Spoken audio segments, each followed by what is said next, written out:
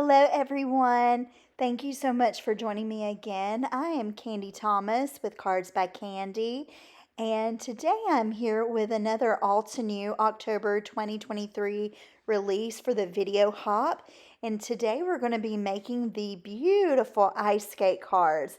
I loved these dies. It's so pretty, and you can make it with different colors. And I also use this Joyful Greetings stamp set, and this is the card we're going to focus on today. So first, I went ahead and die cut my ice skates, and I die cut all the flowers that I needed. You can do these flowers in multiple colors, but since I was going to make two different cards, and I really wanted to use similar colors for like a winter theme, that's why I went ahead and die cut from my pieces for both cards. And for the main part of the ice skate, the white, it is a shimmery glitter cardstock. And I also used an ice blue shimmery glitter cardstock for the layered piece that you see behind it. So that blue that you see on top of the white there, on my crafting mat, that goes behind the actual white piece. And I love how this lets you build up your flowers. You can arrange your flowers any way you want to. It has a beautiful guide if you want to arrange your flowers like that, or if you just want to do it a little bit differently. I did it very similarly to the photo that Altenew provided for that came with the dies, but I did do my own little twist on it. For the part of the skate and the laces, I went ahead and used a gold foil cardstock, but I bet a silver foiled or even mirrored cardstock would look absolutely beautiful on this. And I used the same pieces for both cards, so that's why I'm just going to show it one time since I used it for both. And now I'm going in and I'm just rearranging some of those little pieces to make sure they get in the exact place where I want them, enough to have the leaves through it. I love the greenery of those small leaves. I think it adds a really nice festive touch to it. And as I continue to rearrange it, I make sure that's exactly where I want it.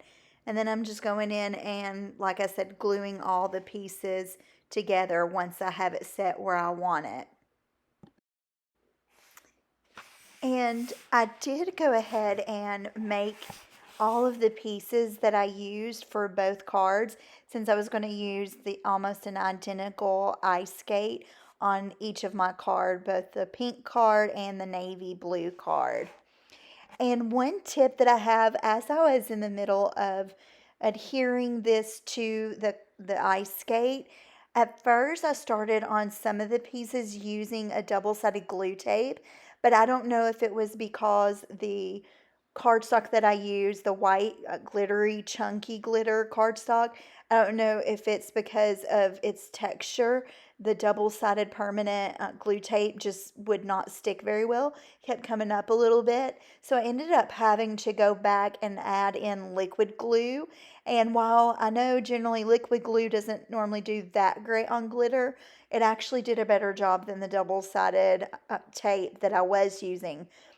And so once I went back in and added the glue to it, look how pretty that is. And then I'm just going to go in and add the black piece on the bottom of the ice skate to kind of break up that gold. And you see me adding it right there.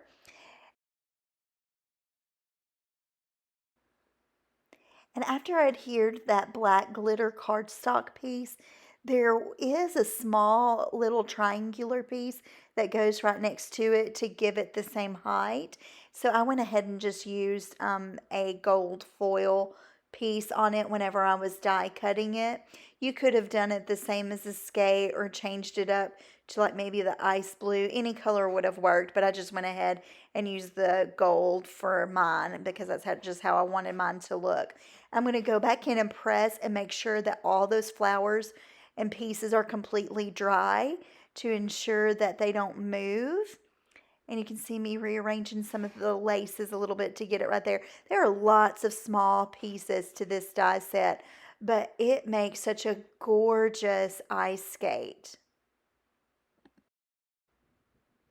And I'm finalizing the last little bits, and look at how pretty the ice skate turned out. Off screen, I assembled the other ice skate just like I did this one. That way I would have two, one for each card. And then I went ahead and cut a small panel. It's a pink panel, 4 inches by 5 1/4 inches. And then I'm going to use my Joyful Greeting stamp set, and I'm going to use that joy stamp, but that one I'm going to heat emboss.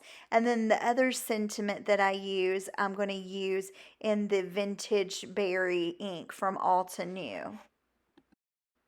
And I work on getting it placed exactly the way I need it. And I went ahead and put my ice skate down for reference so that way I would have the stamp over exactly in the spot that it needed to go, and it would still have enough room for both my stamp plus my ice skate. And this Vintage Berry ink is so beautiful. It brings out the card base of that wine color, and it made it beautiful. So sometimes whenever you have new stamps, they don't always ink up very well if they're brand new. You can use a few tips like using Versamark ink over it and then stamping it on just a random little piece of cardstock to kind of prep it if it's the first time you've used it. Or you can use some type of paper towel or a cloth that you can wipe over it. Those are some tips that I usually use whenever they're brand new. And I went ahead and used it in my Misty stamp just to ensure that I would get an even stamp. And with it being new, sometimes I have to go back over it a second time. After I prep it that first time, I usually don't have to do that again, and I can just stamp it on a regular stamp block. Once I stamped my top sentiment, now I'm going to go in and add the joy. And I'm going to put my Misty lid down, and then I'm going to stamp that joy using Versamark ink. But before I do that, I run over the spot with an anti-static powder to ensure that the gold embossing powder won't get everywhere on my card. And it'll make it a lot easier to clean it up. Altenew has a great embossing ink. If you are interested in that, I use Versamark ink only because I still had that, and but Altenew has a wonderful embossing ink, and it's always such a good, crisp, clear ink. And now I'm going to pour over my gold embossing powder. Altenew has a beautiful gold embossing powder that I use, and I just pour it right over that. And then I'm going to get rid of any of the excess. Usually I like to use a coffee filter that helps to catch any of the pieces underneath.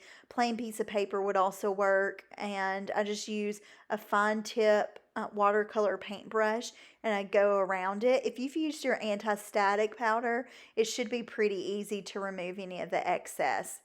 And now I'm going to heat set it first. Before I heat set it, I let my heating tool run for about 30 seconds. And then I go on the back as well as the front to keep it from warping in any one direction. And once that gets heat set, it looks so pretty. It just glistens. And of course, because I love cards with dimension, I wanted to raise up this panel. I did not want it to be flat on my card base. So I'm using just a pink crafter's foam, and I'm going to adhere that to the back. Later on, you'll see me kind of rounding the corners on my crafter's foam just because I had already rounded the corners on that panel, and so that way I could ensure it wouldn't stick out. I just went ahead and rounded those corners too. But I'm putting that there just so it'll give a little bit more dimension to the card and it's not just so flat. If you don't like dimension, you don't have to do this step, but I love dimension on cards, so I go back and add that. And since I use the liquid glue, I kind of am going over it and flattening it out because sometimes the liquid glue causes it to warp, and I turn it on its backside. That way I can go through and flatten it out a little more. And now I'm placing my ice skate to see exactly where I want it to go. And once again, I love dimension. So I am adding a thinner foam dimensional tape to the back of my ice skate. So this foam dimensional tape that you see me adding to the ice skate isn't as thick as the foam that I put on the back of my panel. So that way it'll still stand up, but it won't be too high up. I want to say that the thickness is 1/4 of an inch. I can't remember, but it's not that high. So if you do like dimension, but you didn't want too much dimension, that's the perfect foam to use. And now I'm going to adhere the panel to my card base. I'm going to put liquid glue on it, and then I'm going to flatten it out, and then I'm going to go in and add the ice skate. But right here, you're going to see that I really should have went ahead in the beginning and rounded my corners on my card base because I like that look better. So I had to actually pull that panel up a little bit and then re-glue it. So if I would have done it in the first time, but I actually just forgot to round my corners until I was putting it on. I thought it made the card look a little more finished and polished. It looked really good, especially since I had that panel rounded with the corners. But this was a quick little easy fix because it hadn't had time to set yet. So I'm just going to go and add more glue and then adhere it again. And now I'm just going to press, press, press. And I even go over it with my tool that I use whenever I use my Misty, just to make sure it's really nice and even. And then once I get it set, I'm going to start laying down my ice skate there. And then some of the extra flowers, I'm just removing that release paper. And then I'm just going to adhere the ice skate to the front. And now that my ice skate is set exactly where it needs to be, it's adhered to my card, I'm going to reinforce the score line on my card base with my bone folder. And now I'm going to add that little blue flower to the top corner just to give another little bit of added interest. And I'm just going to go ahead and glue all those little pieces to it. And then once I get it done, I'm going to add it to that top left corner. And now that that flower is adhered to it at the very top, really the card looks great just like this. And I did not add dimension on that little top left flower, but I love sparkle, I love sequins, I love all things glitter. So I went ahead and I decided to add a few of the little ice blue iridescent sequins to go around my card. I didn't add too many. I just wanted a few for interest. But I thought this really added another little piece to the card. Really, the card looked fine without it, but I just love adding those shimmery pieces to it, and I think it completed the card for me. And although I used the blue, I really wanted to bring out the blue from the flowers and from the backing of the ice skate. But a white iridescent sequin, it would have looked beautiful on this too. I really wanted to shy away from the pink since the majority of my card was pink. And I didn't want those pink little sequins to just fade away in the background. But I chose ice blue for mine. But even the white iridescent would have looked great on it. Now that I have all my sequins set exactly where I want them, I'm going to use my pickup tool. It has like a sticky end, and then I'm going to put liquid glue behind it. Those small little glue dots would work really well since it's just a plain cardstock on which it's going, but I went ahead and used liquid glue, and that pickup tool helps me to be able to pick them up quickly, put my glue down, and place them back. And now that it's all set, I'm very happy with how this card turned out. It turned out so cute. And then for the navy blue card, the only thing different I did, of course, I added more sequins to it, but I just stamped the cursive Joy from that same stamp set. And I also just use a blue card base with a navy panel. Use the light foam dimensional tape on the back of the ice skate to raise it up.